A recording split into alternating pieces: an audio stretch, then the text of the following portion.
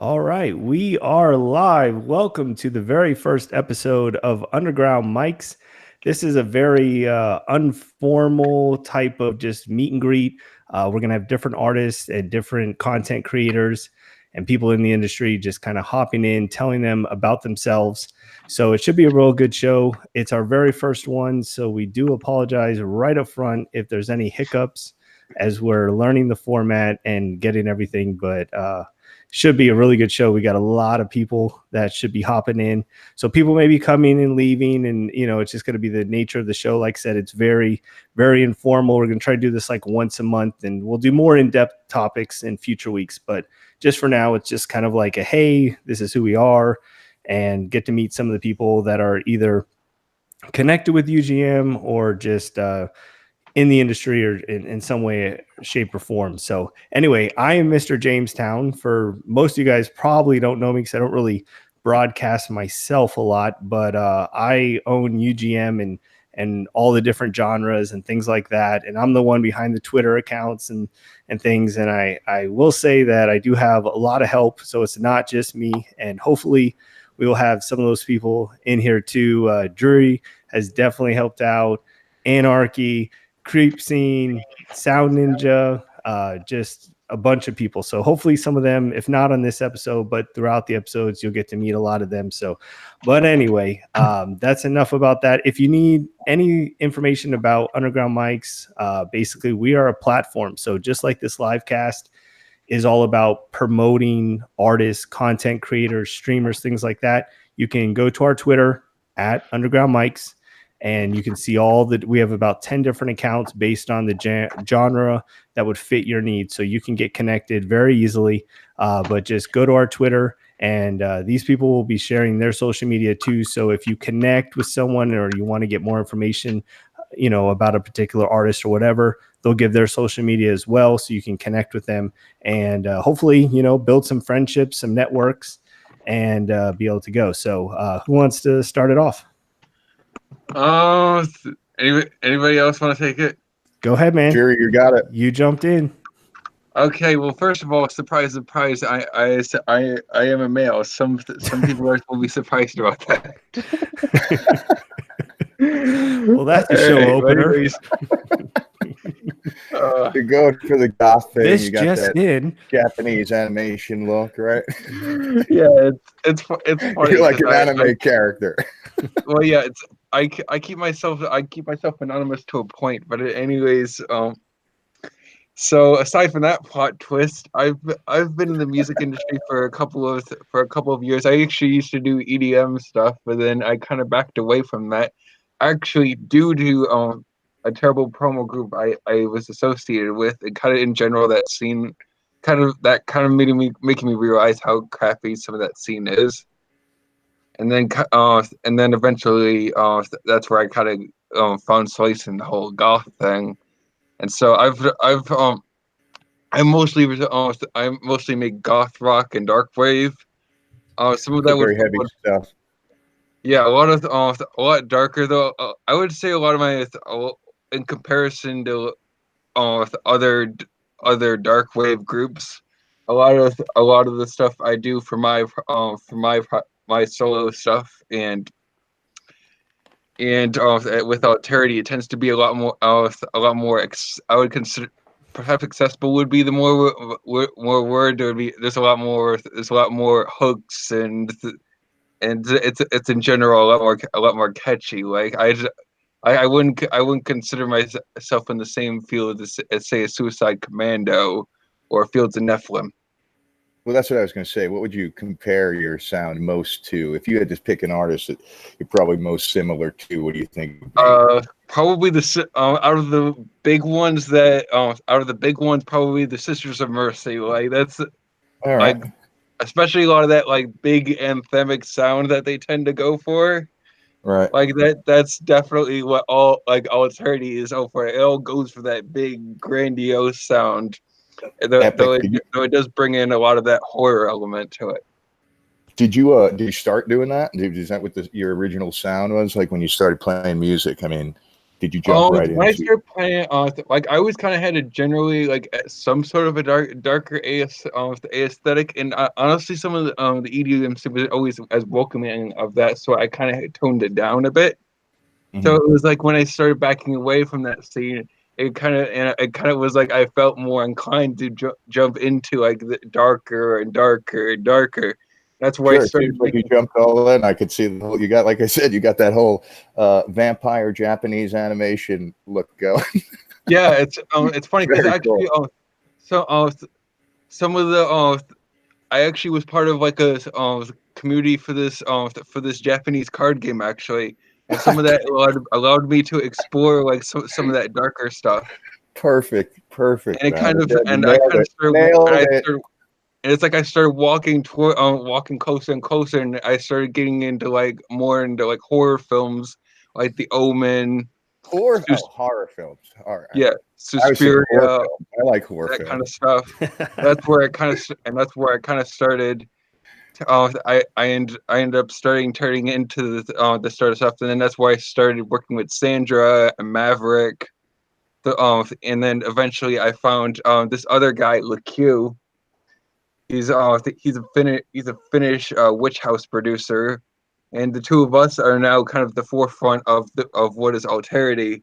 And I think it was after I found him that like er, that whole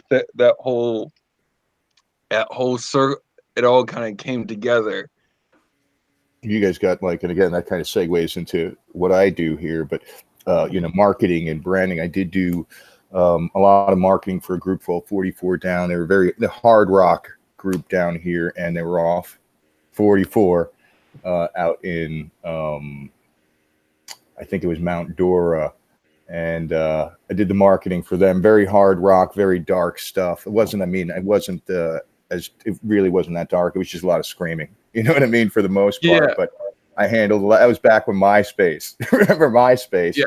That was I definitely have been getting a lot of respect for like a lot of the marketing people because like I'm actually been working on like sort of a label sort of music collective sort of thing. So it's like I've kind of had to work with like more artists and kind of had to help them with sort of their branding and their and the way they present themselves, you know. And I've kind of gained a big appreciation for that because you know it's again, it's one there's thing to do value it for to it. yourself as an artist, but then to do it with multiple people, you know, for another person, you know. Yes. What All about you, right, well, Dennis? let's who wants to go next? Dennis, you want to speak up? You're being awfully quiet over there. Yeah, that's my MO. You're the guy behind the scenes. That's my wife always says. I'm either super quiet or I'm super loud with my punk rock. So I have two modes. So tell us about yourself. So about I don't know where to start. I guess the beginning. I guess I've always kind of been into music. I remember my parents telling me around where time where the Beatles were coming, you know, were getting popular. I was probably Best place to start, man. Probably two or three, you know. And then I guess I had one of those little plastic, baby guitar kind of things, and I go around singing, yeah, yeah, yeah, yeah, yeah, yeah. So, so then, later, my dad always had music and albums and like Tijuana Brass. We'd like be dancing around in the basement and stuff to Herb Alpert and Tijuana Brass. And then as I got older, I got listening to more rock music and, top 40 at the time. And then started getting into the heavier and heavier rock. My first probably favorite band was Bachman Turner Overdrive. Ooh, very cool. And then, Doobie Brothers and stuff like that. And then started getting the AC/DC and harder rock like that. And then eventually, when I was about 15, I wanted to play guitar, so I finally started playing guitar. And then they kind of had a problem with that because I gave up the saxophone a few years before that. But so they were diverse. You saxophone and guitar. What other instruments? So they reluctantly got me some guitar lessons, and I stuck with it. So I was playing for a few years, and then I went in the Air Force in 1980, and then I found a band. Found a band out there, and luckily the Air Force I was in like a shop for aircraft, so it was basically a 8 to 5 job. So on weekends we'd go play out, and we'd play make up our own music, and we'd play like in the center of the country at that time. Because when I moved to LA, it was like a totally different scene. Over there, you had to have 3 sets of music. You had to have like 45-minute sets. I mean, you had to have lots of music to play out. Wait, so originals? No. Covers were all right. Mostly covers, and then we had 5 or 10 of our originals, but there's just a lot of covers. So I played with them for 4 years, and then one of the guys, we were about ready to rent a house and do this for a living and kind of try to make it. And then of course the guy goes, "Well, I don't really want to do this." And we're like, "Oh, great! We're almost breaking up the band. So, you're almost famous. You were that close to getting your record label, and the guy bailed out." I know. So I went back home, and as I got playing, I got heavier and heavier. I got more into heavy metal, and is that what you Iron Maiden, Metallica, and all that stuff. I just kept getting heavier and heavier. So, and then the drummer in that band I was in the Air Force, his brother was out here in LA, and he brought back the Circle Jerks and the Dead Kennedys, and we were cracking up at that. It was just like it was so fast and so crazy, and it's like wild. Then slowly I kept getting into it, and it's just like after I was in the metal scene, then I moved out to LA. And then I found a punk band called Society Gone Mad, and they liked me, and we put out like 5 albums together and kind of formed my own record label, and I ended up putting everything out. Kick ass. And then after 10 years, the scene got old. It just kept the same thing over and over again, and we all just the monotony of it. Decided to call it quits. Plus, my second child was being born, and my wife needed some help. And kids will change it all, man. Yeah. So then I took about a 10-year break, and then I started getting back into it, and now I'm doing punk by myself as the Side of Anarchy. Mainly, I play the guitars and the bass and the sing. And what's the name of the band again? What's the name? This Side of Anarchy. This Side of Anarchy. Yeah. And you have to be real careful you don't put Sons of Anarchy.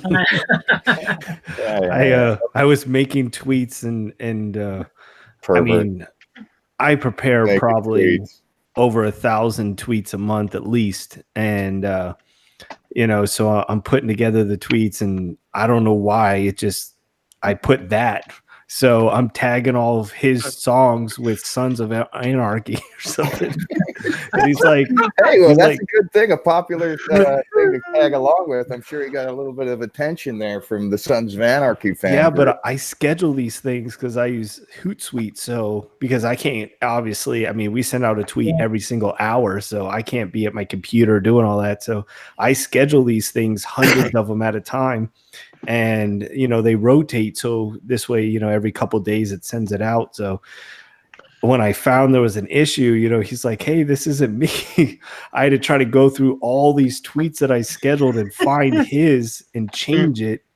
So but I was glad that detail. I was a military guy myself, so I had that a little bit of that background. One of the big things, attention to detail. You got to have that attention to detail.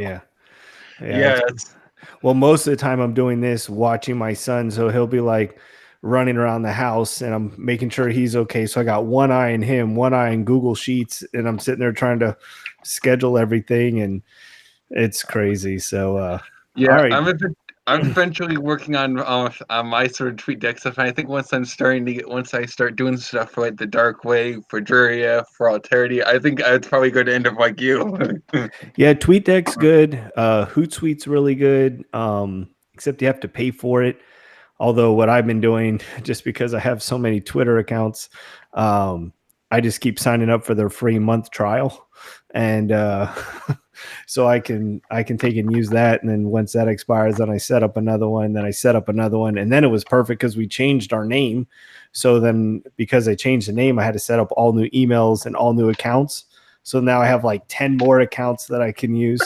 So I just keep signing up, for these accounts. So it's pretty good. But all right. So before we get any farther, go ahead, John. Introduce yourself. Sure. I've got a background in marketing. I was doing. I was in the Navy. Speak about that. I was in the Navy for 5 years as a hospital corpsman. After that, I got into the medical field. But I've always played music. I got guitars. I've always sang along. Wrote a few of my own songs. Played with the band. I started with that band 44 Down.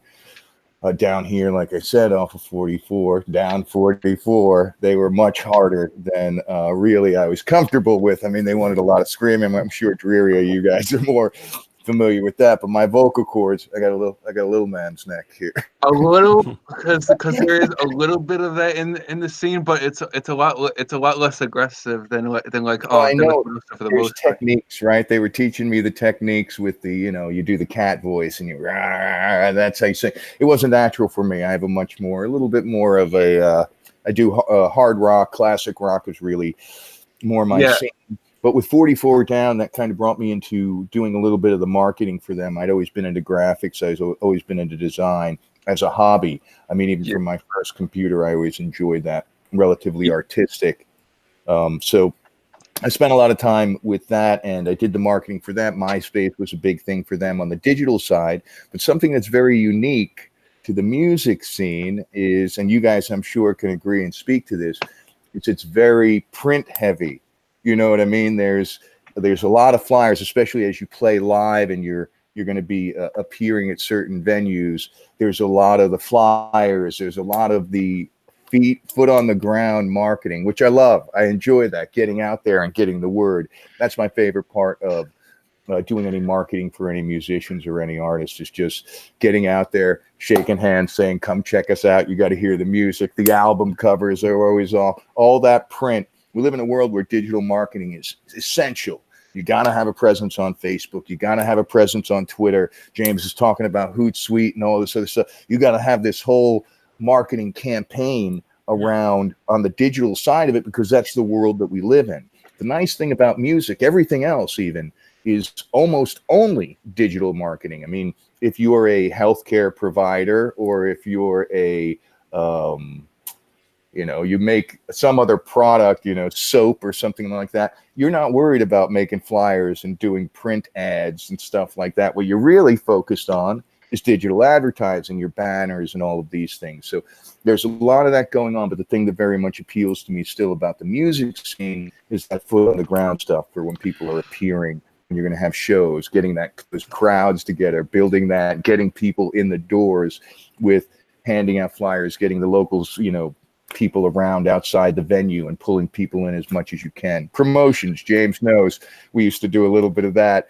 down in the Makos area, down on Church Street here. We actually live in the same city, and so that's kind of how we ran into each other way before Underground Mics and way before any of this was even a thing. We ran into each other at the same kind of clubs in downtown area, and we were bringing people out. We were bringing people out like gangbusters just to hang out. I mean, we were promoting. I was making our own events. They had like a Maxim magazine night. We would literally make our own events. We would have clubs contacting us about their events and making sure that we were there, because we would literally bring out so many people that were, I remember on a Friday or Saturday night, I would be getting text messages from people like, hey, we're going downtown. Which clubs do I need to go to? and they were there because we just knew everything. And now that I have a kid and everything, Friday nights are Tijuana flats, but it's not as crazy as it used to be. Tijuana flat. It could still be. I can imagine. You just gotta, once your kid turns 6, you can get him back down in the club scene, right? Just but by then I'll be in my 40s and your 40s. I'm in my 40s. What does that mean? Holy crap! What? No. Yeah, two things. Two things I want to mention there. Actually, two things with what you were saying, John. Sure. One, it's interesting that you mentioned like the more aggressive vocal thing, because with the goth scene, like generally a lot of us. Are you familiar with the Sisters of Mercy at all? I am. Yeah, you know how Andrew Eldritch has like that super low voice, like yeah.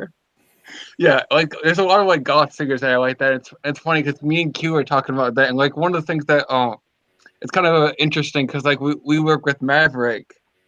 She has her own band, Flight of Fire, and they're kind of like a Hailstormy-ish band. That's actually giving them too little credit. They're amazing, but anyways, you gotta give credit. I get that. Yeah, but my point is that there's a lot more range in there, and it's kind of interesting, like going from there and then going to say the more punk stuff with this say with Dennis and all his, and then there's a lot more, and then of course there's with the goth stuff where it's like it's usually like a lot more in the slower range, but then it's, right. Yeah, but it's like, of course, with our stuff being like it over the top, because we don't have like the big, like Andrew Eldritch would always have like Jim Steinman to have like the big production with the big choir and all that. So in order to make up for that, we end up working with Maverick to have that big over the top vocal. Right? Yeah. And it's kind of an interesting comparison there. I got to definitely check it out.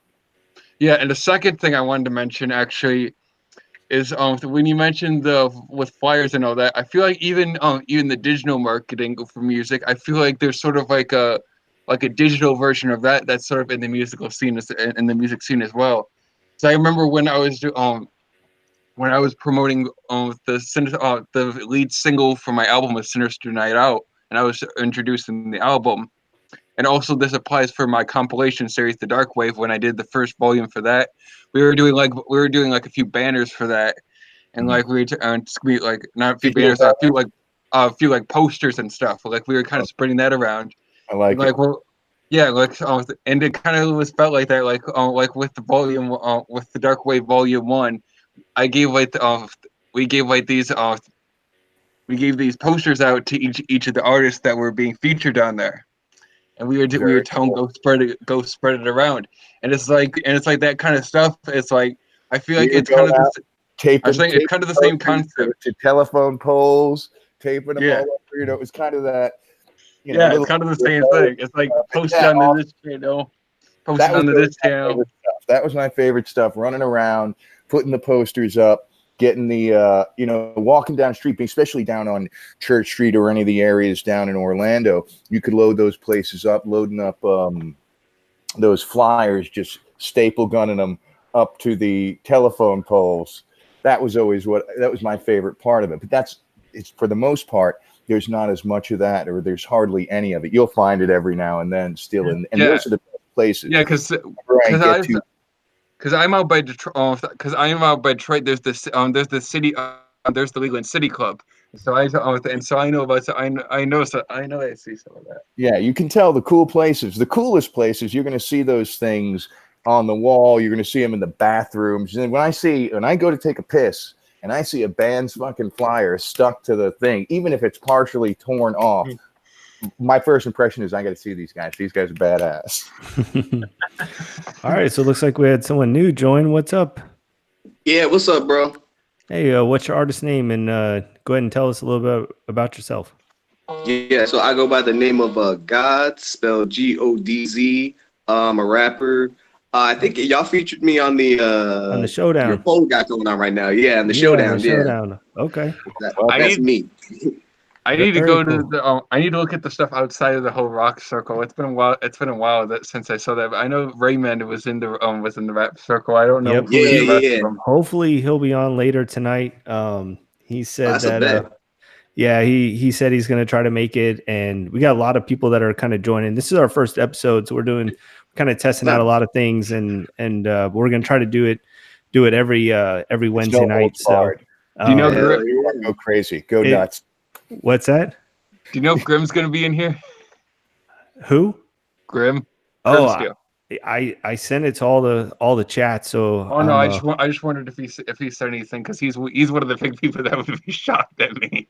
Oh, yeah. I sent it to a bunch of people. It's funny that you were mentioning about going into other genres, because a little backstory about UGM. We actually started.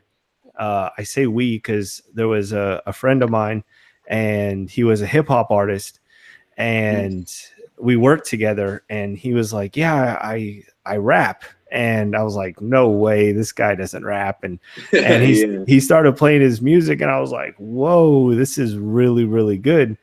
Yeah. And so it just turned into this thing where, hey, we should do a podcast, because one of the things that I think is hilarious about me running Underground Mics is that I was never into music. Like, you guys are talking about all these bands, and like I didn't listen to it. Like, I wasn't, I mean, I listened to the radio, but as far as like underground music, never did it. I didn't really know SoundCloud, Spotify. Well, back when we first started, I mean, I didn't know anything about these. I just, whatever was, the only time I really listened to music was in the car, whatever station was on, I turn on hip hop or whatever, and that's all I listened to. And so when he started telling me that there's basically all this underground music, I was like, why isn't there? Well, I was like, why isn't there an easier way for people to find this stuff? I mean, I had no idea. I was a 30-year-old man and really didn't know all this music existed. And then I started listening to it. I'm like, I like this song better than the song they're playing on the radio. So see, that's what got me deep really into the goth thing, because I remember there's this YouTube channel, Angela Benedict. And she shared all these playlists of like a lot of these underground goth songs from the 90s. And I remember being really into that scene and checking out a lot of the underground labels that were at that time, and even some of the stuff now. Yeah, I and mean, there's so much of it. And so I was like, we should make a podcast. And because this was, I was like a real big into the gamer. I don't know if you guys can see, but there's like I have like a couple monitors and a big tower and stuff that I built. So I was real big into the Call of Duty scene and gaming and live streaming and all this. And I was like, man, we should do a podcast and have artists on, and it'd be really cool. And so we started filming it in our living room. It would either be my house or his house, and we'd film it and have a guest. And then he moved to Miami and started a studio and stuff, and it's doing really well. He's got a great label and everything, so it kind of made it hard to stay together. But it's funny because I thought Underground Mics would always be hip hop. Like, that's just what I thought, and I don't even know how. And I hope Creep Scene comes in here, because somehow I got connected with him, and he's metal, like heavy metal rock. I mean, not a hip hop guy. Oh yeah, he's like new metal. Yeah, and somehow we started talking, and I was like, maybe I could branch off into other genres, and start to get the wheels turning and stuff. And he started helping me with rock, and now rock's exploded. And the funny thing is I've had hip hop guys kind of mention like, hey, you've been kind of quiet lately, and it's like, no, but the rock energy right now is just insane. Like it's different. The way communities interact is so different. Like just the way hip hop, like if you have, like, especially with group chats, because everybody's got group chats, but if you spend a night in a hip hop group chat and a rock group chat, way different. Yeah, It's two completely different worlds. exactly. And I was never really big into rock. Like I would listen to like Disturbed or Avenged Sevenfold, mainly because my dad and brother were into it. And I was like, yeah, I kind of like, I kind of like this kind of stuff. And now I listen to the rock playlist probably just about every time I'm working out, or I'm constantly listening to that playlist. And it's funny because my dad will be like, you like rock? And I'm like, lately. I mean, diversity in your music taste is always, you know what I mean, it's very significant if you can, like I think everybody's heard this before, when you ask somebody, especially a chick, you know what I mean, you're on some sort of, they say, what type of music you like, and this is the common answer, the number one, I listen to everything. Yeah. Country, and that was always my answer too. For the most part, that seems to be the redheaded stepchild of the music type of music that you can listen to. Country seems to get the bad. But the people that love country, man, they love country. They're all about country. They live country. So it was probably the most recent. I was always in it hip hop. I mean, I got one of my friends watching that. I mean, we grew up on Tupac and Biggie, but when we were even little, like Criss Cross was probably my first Crossroads. Exactly, totally. Yes. See who I've been super livid about is I'm not sure. Have you ever heard of Clips? No. Clips? Are they recent? They were from like the 2000s. Yeah, it's Pusha T and Pusha T Malicious. Yeah, Malice. Yeah. The Neptunes produced for them. All right. Yeah. Yeah, they produced all of their stuff actually at their peak. Yeah, but I think if you want to be able to talk about music, you got to have a diverse perspective. People that end up getting into this sort of thing, they end up getting locked in as far as their mental perspective. But what's crazy is that because like the Neptunes, they were like such innovative producers. Like they would work with they would work with Clips like to kind of further their sound, and they would experiment a lot. And so you'd get these albums with like these crazy beats. And and Pusha T just goes off. Well, I'll tell you, the first time, right? One of the first big ones that everybody remembers. The first kind of melding or the mixing of these two genres, as far as I can remember, is our Aerosmith Run DMC. Walk This Way. When they did that, was the first big one that there was. But many years later, in the '90s, there was a movie called Judgment Night. Does anybody remember that? And they did a soundtrack, and it was Onyx with Metallica and Cypress Hill with there was all these like rock and with the rap musicians and and a few years before that there was Anthrax and Public Enemy. Yes, I think that might have been on the on that Judgment Night soundtrack as well. Fit right in. That's crazy. What's the let me check that right now. I wanted to ask though something, because we got very different genres here.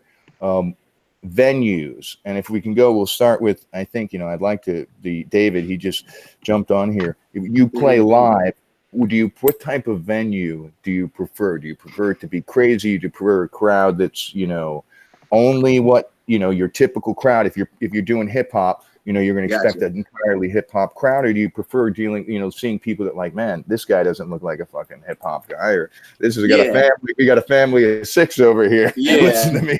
You know what I mean? Like, what do you prefer as far as your audience? Yeah, so usually when I perform with a group, and we like use like instruments and stuff. So like we're able to kind of like combine just rock and roll and blues with hip hop and stuff. So we've been able to perform for like younger audiences. We went to this one like bar and grill, and it was a lot of older white dudes, but they were messing with it too, And I think because good music is good music, and people are gonna enjoy it if it's well made. So yeah, definitely. Like, I don't really have a specific preference for performing, but like if you fuck with it and you like what we're doing, then that's fine with me. Now, where are you from? Currently I'm in Huntsville, Texas. It's kind of it's like an hour away from Houston. I gotcha. Okay. Yeah. See, having been in, having seen the whole city club and all of that, it's kind of interesting because, like, a lot of that whole, that a lot of the community that attracts, like, a lot of the cyber goths and the and the goths and there's like a lot of branches of goth. And it's like, and there's a lot of different styles, and so you get like all these different types of people with all of these crazy styles, and it's like, That's got to be interesting. yeah, and it's like you get all these different types of people with all these different types of backgrounds and sexualities, race, and it kind of brings a whole lot of different people together. It's a beautiful thing. Super cool, yeah. All right, so I put a tweet out for people to write in different questions that we can kind of talk about during the show. This is actually from Raymond, so I figured it'd be pretty cool to include him. I was hoping he would be on and he could ask himself, but he's not. So I'm gonna ask Dennis so that this way he can speak up a little bit. He's being so quiet over there. So, all right. So here's this question. So it says, now it seems like anybody can just make music and blow up. Do you think there will be any point at which independent artists / labels will have the same power and resources as major labels do now? Or do you think the independent route will always be an uphill struggle? So what do you think? Yeah, it's always going to be a struggle, especially for an artist like me right now. I'm doing everything. It's hard to like be into the promotion. It's like I made an album. I finally made my third album. I never really promoted my first two as that much, but this one I felt was really good, so I wanted to do some promotion. But then it's like, well, I'm promoting, and then I'm like, well, then I can't be writing, and then I'm writing, but then I can't be promoting. So right. It's hard to. You just can't do everything. Do you think things are easier now than it was, let's say, 5-10 years ago? Now that you have like Spotify and more digital platforms that share the music? Yeah. No, not really. Not okay. really. It's just different. It's just different. It's the same but different because it's almost. It might even be a little bit harder because there is so much. It's like it's almost too much. Yeah. It's like it's sort of like television even. There used to be 3 channels. Now there's 300. Right. Yeah. But like they had to choose the really good stuff to be on TV because it had to be good to be there. And as more you got 1,000 channels now, and you're like, what's on? There's like nothing on. I got 1,000 channels, and well, 100 of them are Telemundo. So like, in a way, there's so many outlets that it's like you get deluged, and there's just so much to go through that it's hard to get noticed even. And I think that especially applies to more to less niche genres like punk and like rap. Because like say with let's say myself for like the dark wave and like goth rock, it's like it's kind of a thing where it's like in that genre, there's not as many people that go around, it's kind of at times it can feel like everybody knows everybody, but then you get to say punk, there's like a whole deep dive, Yeah. Yeah, you want to carve yourself out. I mean, again, I can speak a little to the marketing side of that. If you can get a, like you said, a niche, or you can get into this little area where you're not competing, you're not in this massive group of, like rock. If you're just generic, if you say I'm a rock band, you know what I mean? You've got a broad market that you're competing with of people that are rock. Just about anybody that picks up a guitar is going to start out. We talked a little bit about that early on. Rock's a nice little transition, or you got your country crowd, but you pick up an acoustic guitar, you can jump into rock very easily. But everybody, you type in rock on SoundCloud or Spotify or any of these other, you're going to get a shit ton of options. Whereas if you go a little bit more narrow. But I do feel that, and maybe I'm just biased because I'm such a big supporter of underground music, but I think the platforms could do a better job promoting the underground artists, or at least give maybe a little more spotlight or to that, because all they're pushing is the mainstream songs. Well, Oh no, And- you're actually right. You're actually right about that. And there's a lot of issues, a lot of internal issues, like with this and that come with a lot of that. And there's a lot of being afraid to take chances with certain platforms and this and that. Yeah. And that's where it comes to, say, the underground mics, or say the dark waves. And it's up to people like us to really take that responsibility. Yeah, it's hard to, I mean, we're building the following, but it's the biggest struggle isn't finding artists. I have artists that are messaging me every hour. It's finding the fans to listen to it, and giving them an easy way. Because I mean, like I said, I didn't know this music existed, and I'm sure there's lots of other people that don't. But you hear the same songs on the radio, you never get to experience any of this music, and a lot of times if you try to share the music, they don't have a Spotify account, or they don't, the SoundCloud, they got to download a player that, they ain't going to do it. They're just going to turn on, they're going to go to Pandora, Spotify, whatever, Alexa, play hip hop. And that's what's going to happen. And, I feel they should do a little bit. I don't know. I just feel like they could give back a little bit. And, but then on the flip side, the mainstream songs, the quality's there. I mean, they know for a fact that if Drake releases a song, they know it's going to be good no matter what. And, if you take and you just click play on someone else, and I'm sure there's probably some legal things of, is the song 100% theirs? And there's probably, they don't have time to go through all of that. And, so I understand part of it, but I mean, that's the introduction.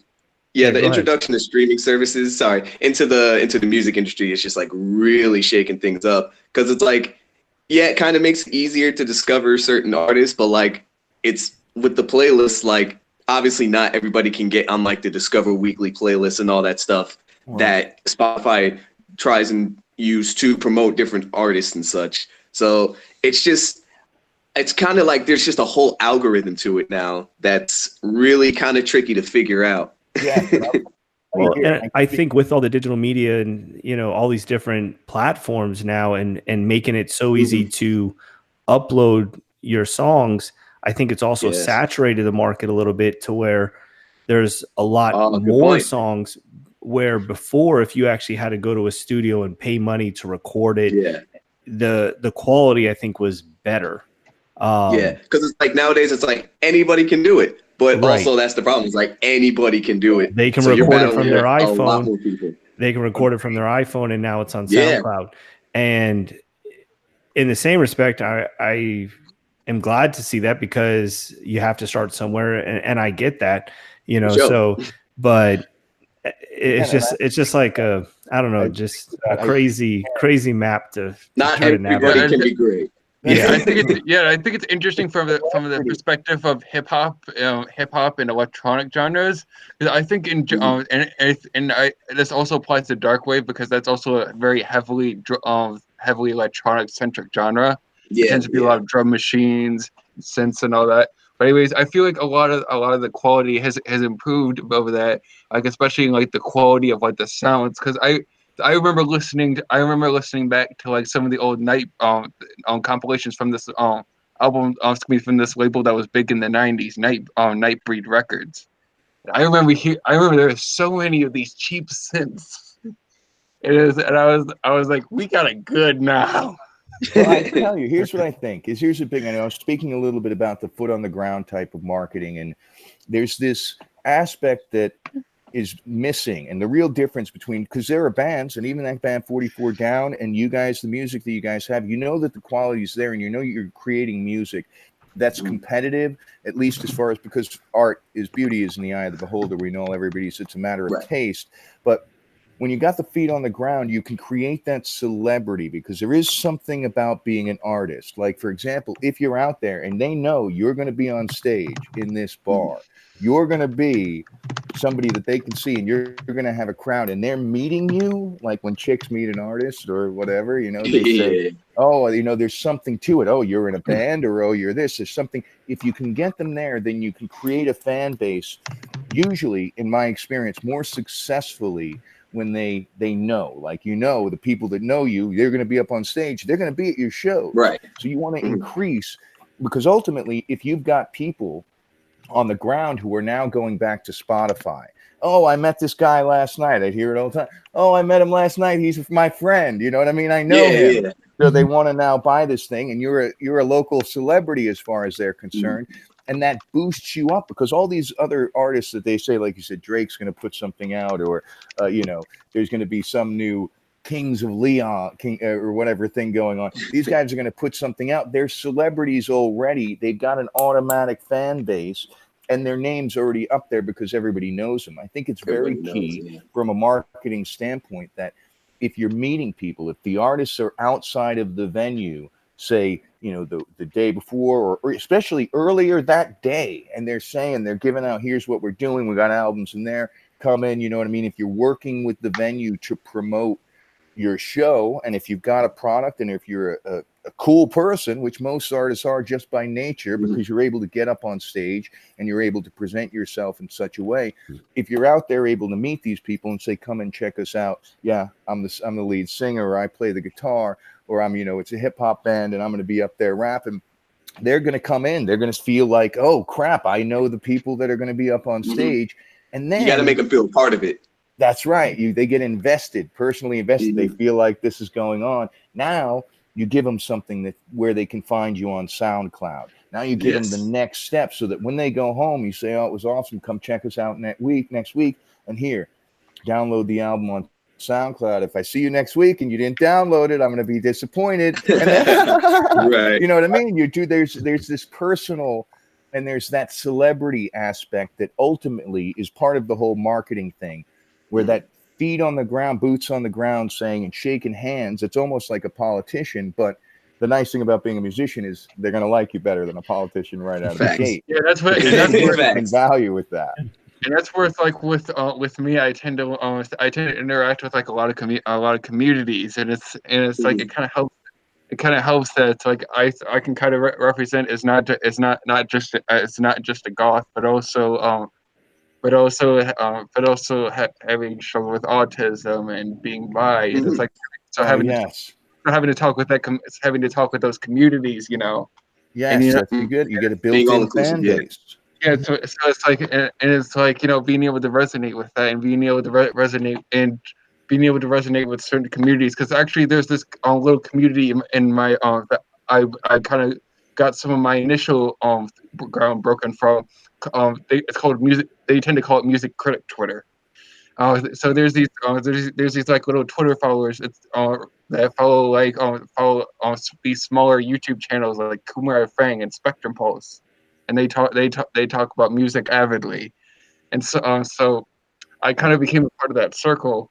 And it's like some of them ended up gravitating towards me because they saw me getting involved, and they're like, oh, who is this guy? And then one of them ended up reviewing my album, and even though I only got like a 6, most of it ended up coming back around. And then when the time came around for the next single, everybody's like, wait, what? Okay, let's give this a chance. That's right, man. That's how you do it. You get your fan base in there. These guys that are automatically going to support you, or they're going to associate, or there's that celebrity with it. Like I would recommend, because you got that, like I said, that Japanese animation thing going. You should come out with a giant sword that's like 8 feet tall and drag it out that has a gun handle on the end of it. Really go after it, because you know that's a huge community as well, and you're right there in that niche market.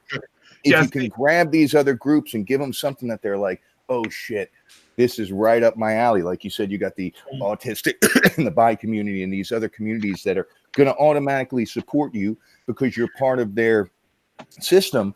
You can grab on as many as you can. And that's what a lot of these artists will do. They'll play. I mean, we can go back to Kiss, one of the biggest bands of all time, probably. And I know people are going to hate me.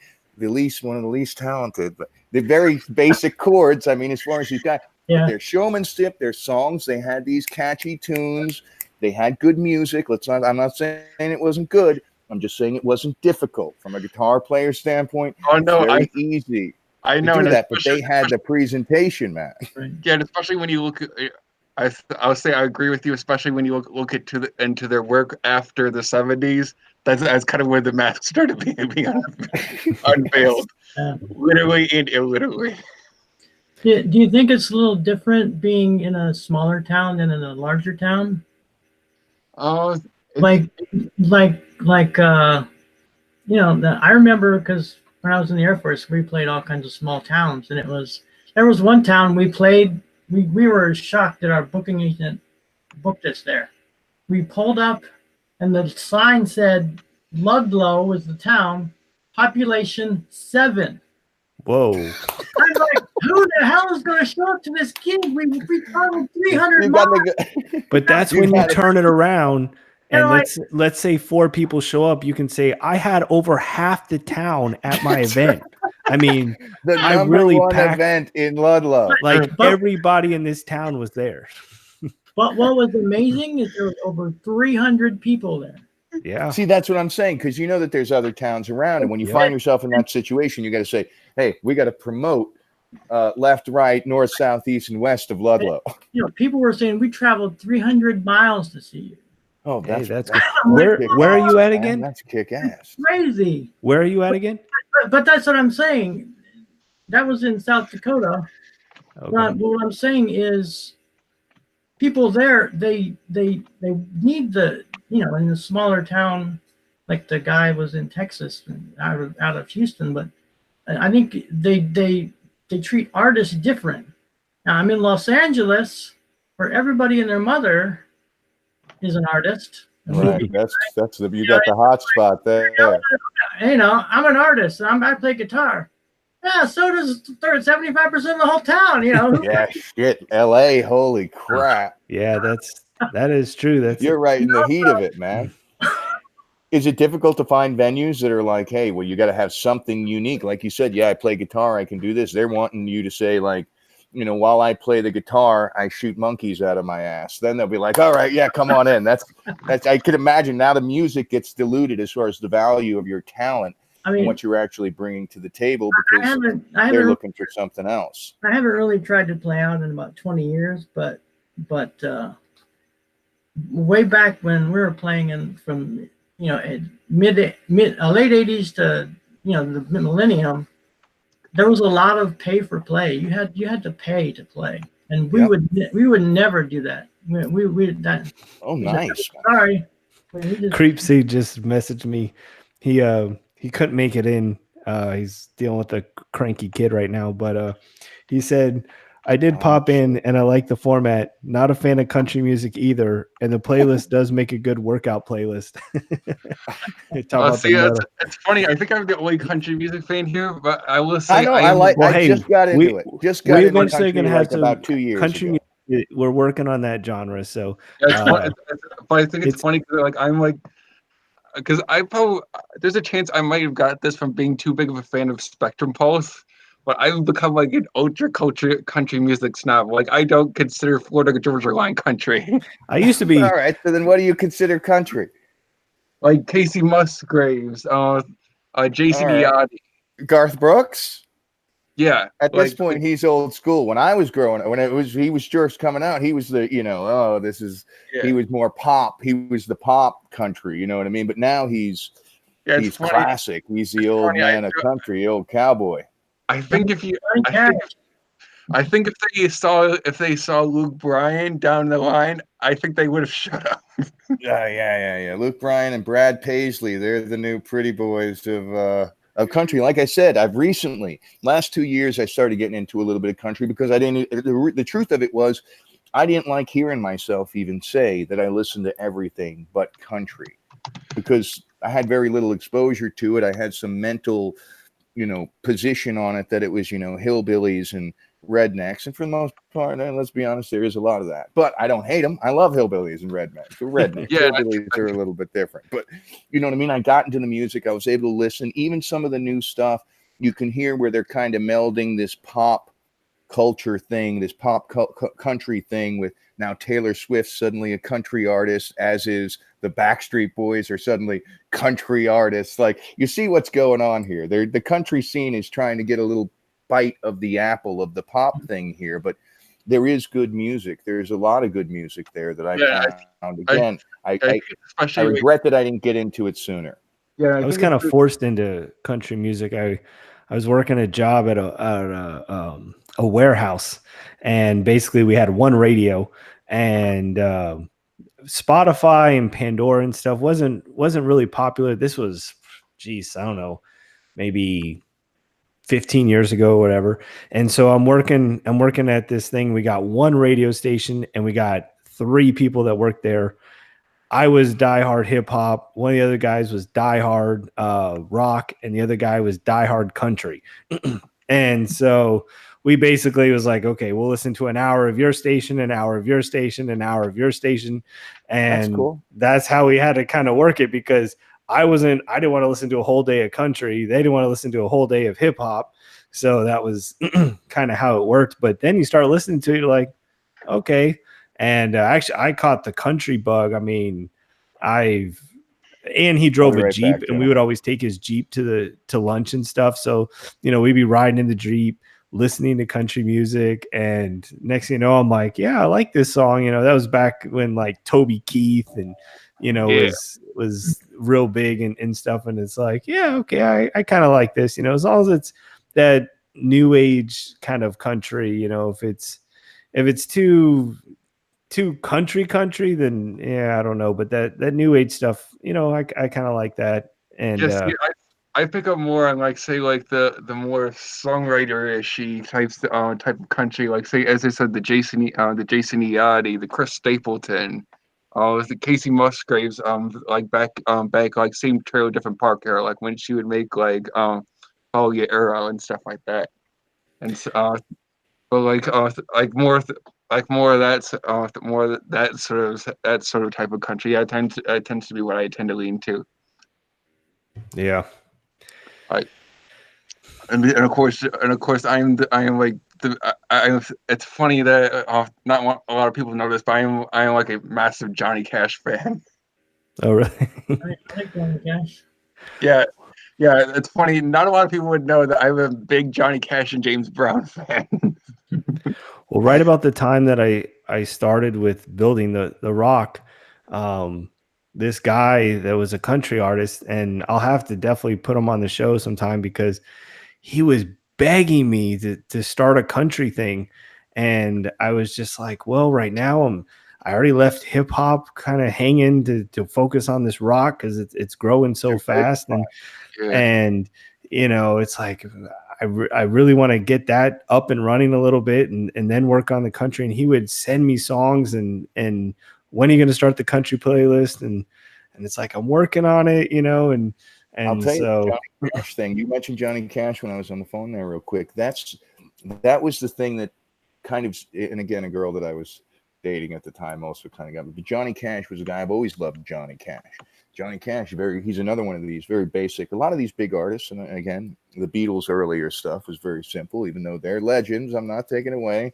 Same thing, like I said about Kiss, from a musical standpoint, it's just an artist, basic chords, basic music, but they had something to it. Johnny Cash is another.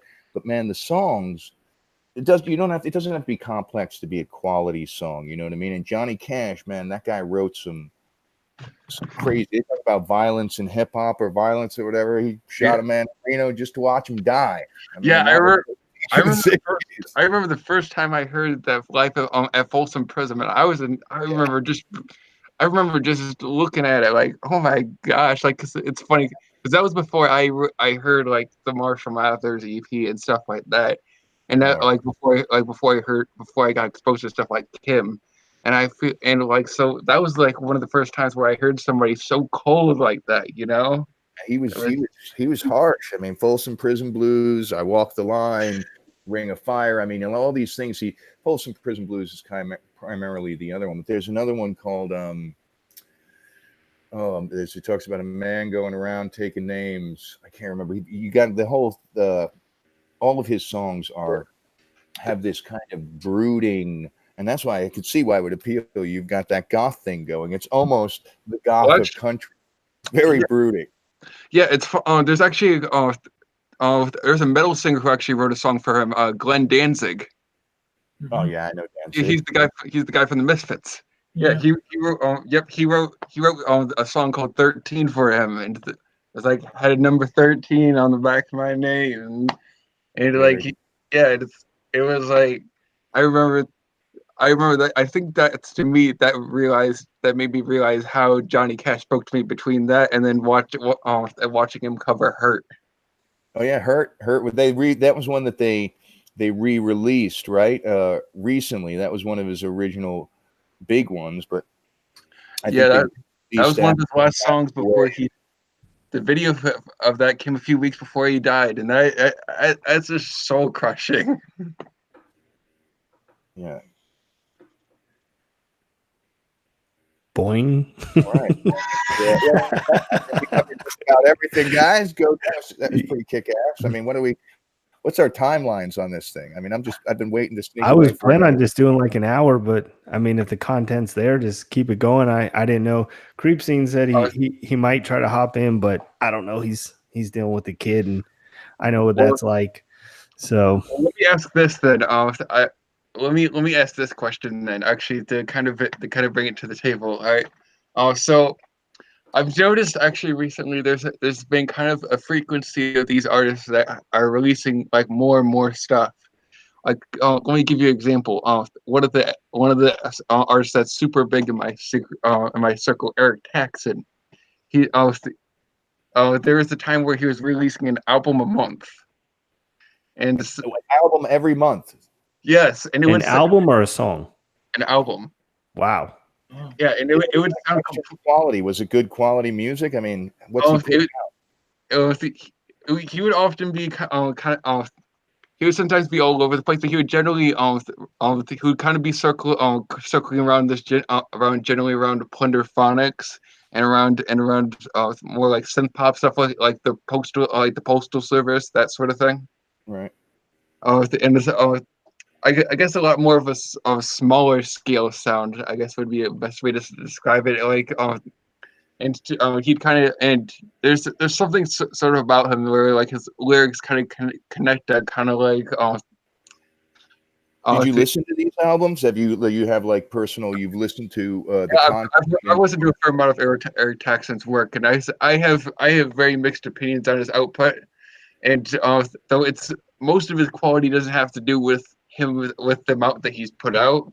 Oftentimes it has to do with my personal preferences of what he's doing, and he has certain ideals sometimes that sometimes go into the music, and so sometimes that affects that, and then there's a lot of experimentation, and like Eric, yeah, and I think Eric Taxon in particular, I feel like he's one of those type of artists that I feel like 10 years down the line is going to be celebrated as some influential icon.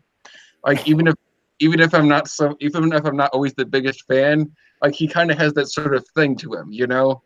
He lives the music. He's not just forcing out for content. He's actually the type of guy that has that much music and in him.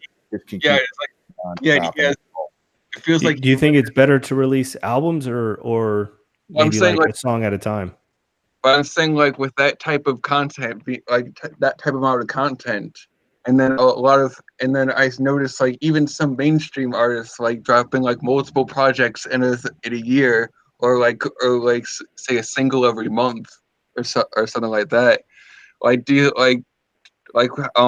think it's good to do this, or do you think like there's a lot more value in those artists who take their time to do like a few years on a project and put something out? Well, for me, the way I look at it is if you're still building that following, I mean, if you're a mainstream artist, yeah, you can release a 10, 12 track album and your fans are going to listen to it. They're going to buy it. They're going to listen to it. But if someone comes around and they don't know you and this is the first time they've seen it, getting them to invest 45 minutes or whatever it's going to be to go through your album, probably not going to happen. They may listen to a song or two. Dennis And put out a few albums, right? what's that? Dennis has put out a few albums already. I think he can really speak to you. It's in my experience, and again, I've written a couple of songs, a little guitar, amateur hour type stuff, but it takes me a few days to put together something, you know what I mean, that's musical. There has been times when it's come out, but I couldn't imagine me just personally being able to put out a quality product. I think it would suck if I was doing that much, if I was just mass producing. Now, I don't want to say that this guy's not genuinely just has maybe that much music in his soul, and that's music speaks to me. I love music. I listen to music every day. Music is my airplane. Red Hot Chili Peppers. I mean, but Dennis, putting out albums, how long does it take? How long did it take you? You put out 4, 5, 6 albums already? Oh, I've put out 3 with 3 as my solo, 3 as a solo artist, Right. and then I've done I've done an EP and an album with and some singles with Alterity. Dennis, how many albums did you put? I've got 3. So, I've got 1 full album and I put out 2 EPs. So, how long did it take for you to start from the start of the album to the finish? Well, the first album is really over 10 years because I was dabbling and I was in and out, and some of my kids were still in school and was growing and growing. But the next album took a little less. It took about an hour. The EP took me like a year and a half for that one, and then that one took 3 years, and then this recent one took a year and a half. So I've been going quicker and quicker, and I'm still trying to find out whether I want to do. Like, I've got about 4 or 5 songs now that are just about complete, and I'm wondering if I should wait until I get 3 or 4 more and pull out an album like at the end of the year, or should I just like get 4 or 5 songs out and put it out now, and then get 4 or 5 more and put them out instead? But don't you think, like, if you release, so let's say you got 10 songs on this album, I feel like maybe the first 2 or first 3 that you put on that playlist are probably going to get the most exposure. And I think the songs at the end are going to kind of get skipped over. And for me, I think it just loses a lot of its, like, when you're trying to promote it and market it, if you had, because really promoting a song or an album is kind of done the same way. You just want them to click the link and start listening. Right. And I think if you had one song come out and you say, okay, this is what I want you to listen to, they're saying, okay, I can invest 3 minutes and look at, 2-3 minutes, whatever, and listen to this one song. But if you say, hey, can you listen to my album? They say, okay, well, now I need to, do I have 45 minutes or 30 minutes or whatever to take an investment? I usually go quick. When I get an album, and this is at least what I used to do, I go through the whole thing start to finish. I'll listen to the first, the songs that are popular. But do you think that's the normal, though? I don't know. You guys tell me. I think I'm abnormal. See, for me, I think that there's a certain formula that I feel like I've sort of seen with going back to where I mentioned Pusha T. He put out this album called Daytona, and it was 7 tracks. All right, just 7 tracks, and most of them didn't go longer than 4 minutes, and it was just back to front, all killer, no filler. But he has a following, though. Well, of course, but I'm saying that 7 track formula, that sort of 7 track formula, I feel like that's the sort of thing that I think might just be the middle ground. I guess the way that I'm looking at it is in social media and marketing your music, it's all about staying relevant, and you need to constantly be providing. Like this guy, he was putting out, an album a month, which I think is a little overkill. And I think he would have, maybe not, but I would be willing to bet that he would probably have similar results if he did the same thing, putting out a song a month or a song every 2 weeks. Even though it would be overall less content, he's staying relevant. Versus, like you were saying, that it took you a year and a half to put together this album, because things were going on or whatnot. if you release an album and then you don't release anything for a year and a half, it's very hard to stay relevant on those songs versus if every month Unless you're a you celebrity, release. of course. Well, yeah, if you're a celebrity, but I'm talking about the person that, trying to build that following. If you took those 10 songs and instead of releasing an album and then 10 months later releasing another album and hitting them with 10 songs, if you released one song a month, you're staying more relevant. Like, man, this guy's always putting out new music. I don't think people are looking, like, when's he going to drop his next album? I think it's just, okay, well, give me a new song. And they're going to be just as hyped, whether it's one song or a 10-song album. I think I think as long as you're staying relevant, you constantly have new music coming out, then people are going to stay interested. It's going to be very hard to say, hey, check out my new song. Oh, this is great. When'd you release it? Oh, a year ago. But it's on my new album. I think that may become more of a challenge. And then plus getting someone to invest. And I'm talking about when you share the music with somebody that doesn't know you, it's going to be a lot easier to get them to invest at least a minute or so to check out your song on a three-minute song than it is to be on an entire album and getting them to check out 10 different songs. Yeah, that's where and that's where it comes to an interesting perspective that I was given by somebody else. All right, so let's say so there's let me paint you a picture. All right, so like around 2018, like around summer, like just around the start of the summer, Eric Texan got what's pretty much recognized as his biggest album to date, called Punk. And it's gotten a lot of talk. There's a certain central point around it that's got a lot of debate, and as you can imagine, there are people flocking to it and people hailing Eric Texan, And so all of a sudden they look back to all the they look back, because they realize, hey, here's this artist that I really like, and then they go and realize there's all this other back catalog. And then they realize there's all this, and it's all for free, and it's like there's all this time that they can invest into this artist, and it's kind of a safe ground for them because they know this artist they already like, and it's time that they can something that they can invest to. And so that's an interesting theory that I was given to by somebody from that perspective in that case. Yeah, if they already like the artist, or I mean, there's certain people, certain artists. I mean, especially like the ones that I'm connected with. If they release something, yeah, of course I'm going to take and send it. But if someone just randomly, like, I'll get links all the time, like here, and there's a 10-track album or something, or they'll say, yeah, they want to submit a song or something. They'll say, here, pick one off the album. I don't know you, and I don't have 45 minutes right now to listen to your entire album. Versus if you send me one song, okay, yeah, I can usually within seconds figure out, okay, is the quality good? Is this going to fit the style? Things like that. And I just think it would help the artist stay more relevant, always be having a new song that's coming out. And I think just with digital media, I mean, I remember going back looking when I would buy CDs, back when they sold them and everything. And it was like, okay, I could buy a single for $4, or I could buy the whole CD for $15.99 or $11.99 or whatever it was. And, I would buy the whole album if I knew I liked the artist or whatever. But tracks. I love some deep tracks. There were some nuggets, and I'm going to go back into hip hop, like Naughty by Nature. It was their second album. Or no, they had the one with OPP. It was the one that, it was their second big album that they came out.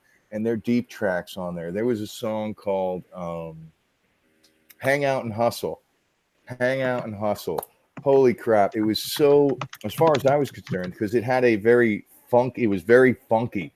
Like, the bass was playing, they were slap bass in the high. It had a very funk feel to it. And they were rapping over it. And it was incredible. I actually saw Vin Rock in Vegas. I told them I was the only person. These people don't even know who these guys are anymore. They're walking around Vegas with nobody. Like when I was younger, these guys would be chasing them all over. I see him. I'm like, he comes over to ask me how to get to the if I know where the Uber thing is, I'm like, dude, I know who you are.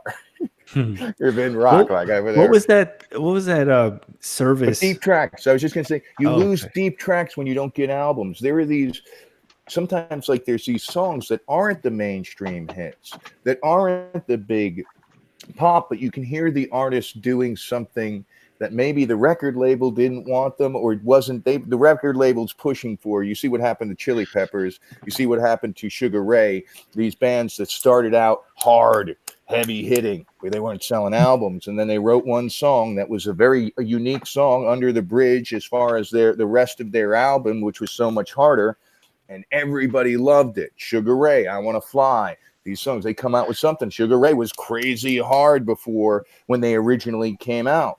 But the record label says, you know what, this one is everybody's favorite song. So then their next albums are much more melodic and harmonic and are more down these roads for the fans. And you lose that deep track, those things that where the artist, and like you can see it, you can hear it in the music that you lose those deep tracks. The artists don't get to do what they want. They've become something different than what they were originally. See, that's what. So I miss deep tracks on the albums. I miss finding those nuggets that aren't on the radio that nobody knows about. See, it kind of happened the reverse for me because when I did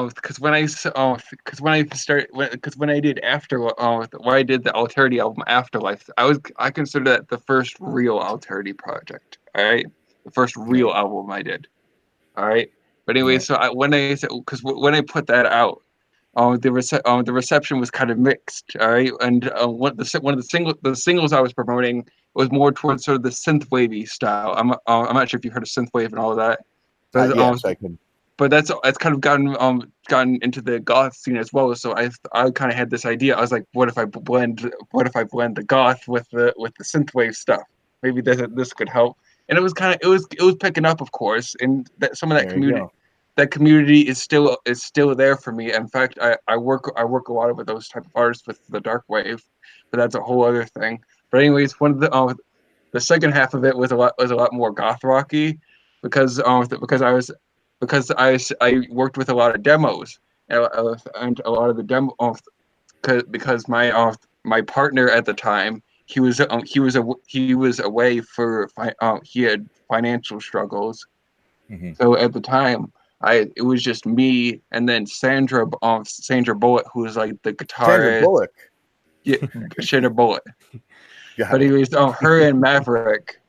So it was the three of us working on these tracks, so they sounded completely different. Right.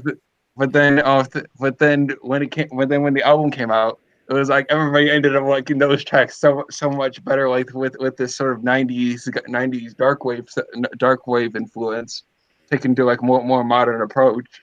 And it's like everybody started liking this stuff a whole lot more. So when it came down to us making stuff after that, it's like I ended up splitting ways with my other collaborator I found with Q, and then we ended up starting working on this new sound that we had.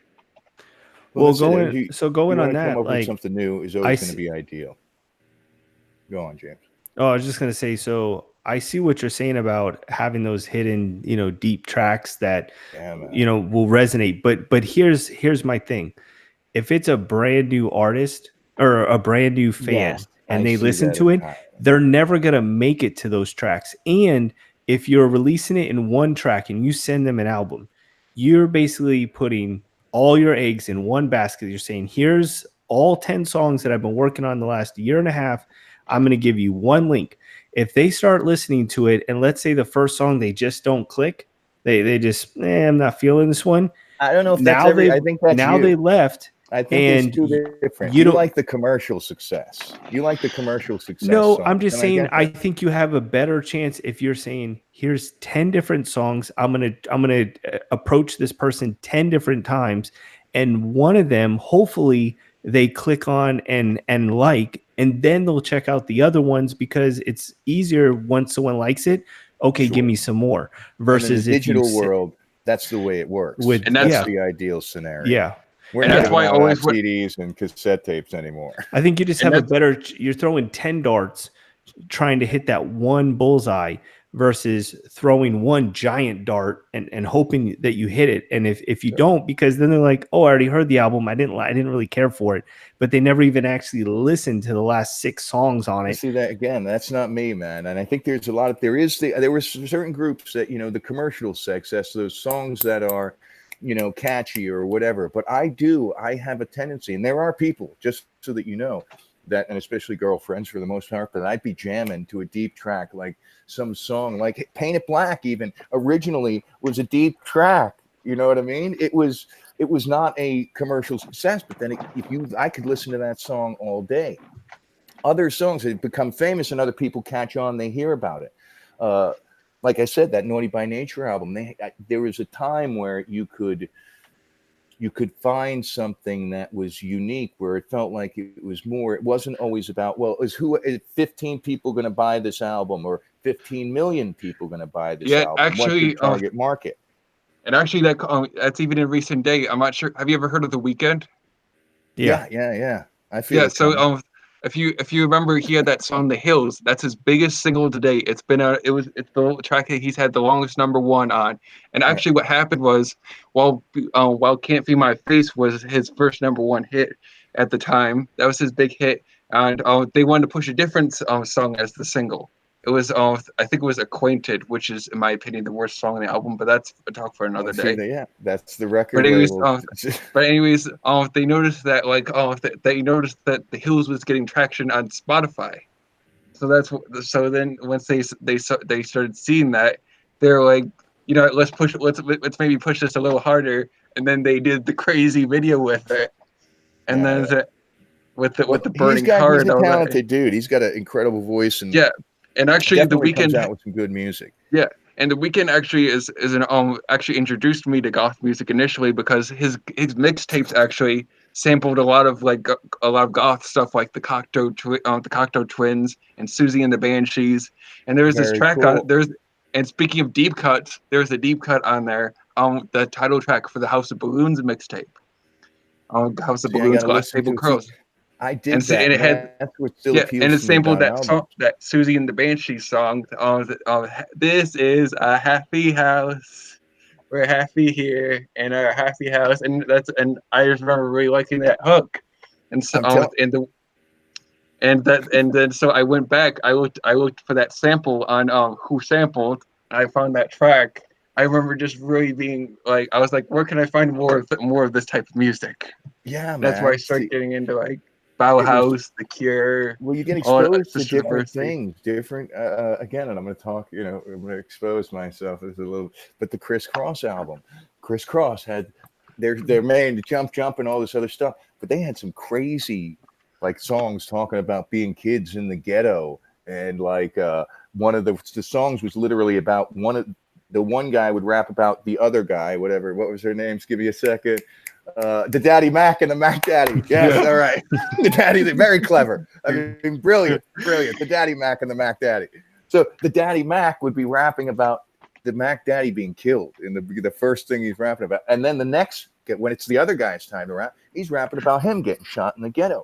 And it was one of my favorite songs. Couldn't really get the main release. Because these 2 kids rapping about killing people and their friends getting killed. The record label's not going to do it. But they were running with what was his name? Their producer that brought them out. He was really what got me. Yes, nice. Jermaine Dupri, very good. He would let them. He was putting out the main stuff, and he would have them. These things. He was putting out whatever, but they had these other things that they wrote on their own that were super. Successful, but I preferred the deep tracks. All right, gentlemen, I do have to go. I'm going to say my goodbyes. I loved it. It was awesome. I enjoyed this. I can't wait to be back, James and Dennis and Julia. Awesome. I wish the other David would have hung around a little bit more, but hopefully we can do this again in the near future. Yeah, we'll be doing this every Wednesday. This is actually a good time to stop. So thank you guys all for coming out, and it was a great show. The very first episode was awesome, and we'll be doing it again next Wednesday. Make sure you subscribe, share this video if you feel that someone else may like this kind of content. And if you're an artist and you're watching it, we would love to have you be a part of the next show. You can follow me on Twitter, UnderGround Mics. If you guys want to plug your social media or anything real quick before we go, let you guys just shout out your Twitter or something. All right. I actually have two Twitters I want to shout out. Actually, I'm going to shout out at Drearia Music. That's DREARIA Music, and then I'm going to also at the Dark Wave Cult, and that's for my music collective, the Dark Wave. I'm putting out a compilation with that collective on Friday called the Dark Wave Volume 3. That is May 10th. That will be dropping. Awesome. And I'll put this all down in the description too. But Dennis, go ahead and if you want to shout out your social media and stuff too. Yeah, it's This Side of Anarchy, and all social media links can be thissideofanarchy.com. I have links all at the top. You can find everything. And on Twitter, since they don't let you have too many letters, it's This Side Anarchy on Twitter. I couldn't have. I was one too many letters long, but. Twitter and John, I like to limit those characters, don't they? That's Twitter's MO. And John, I don't know if you want to mention 1111 a little bit. Certainly, I'll talk about 1111 real quick. It's a marketing company, my marketing agency. We focus on veterans, but we help everybody out. We're inexpensive. That's our model here, to provide websites, graphic design, marketing campaigns, flyers, posters, digital and print, anything you guys need. You can find me on Facebook or 11-wix.com/11-11. And like I said, I'll put all that stuff down in the description. And like I said, I am Mr. Jamestown and Underground Mics. There's a bunch of different genres. So you can find all of those Twitter accounts right on and I'll throw this up here. One other thing before I go. If you use the promo code Underground Mics on the 1111 website to contact us, we'll give you additional 10% discount. There we go. Awesome. Okay. Well, perfect. Well, that's a perfect way to end the show. Thank you guys so much for staying around the whole time. It was great. We had no hiccups, no technical issues. I was very impressed. Well Everybody's done, mic and lighting and stuff was good. So I just realized that my webcam actually wasn't on. It's using the webcam's there, but it used my computer webcam. So next week I'll be in high HD. So right. But anyway, hopefully you all have a good night, guys. and we will see you in the next episode. Thank you guys so much for watching. Thank See you later. Bye.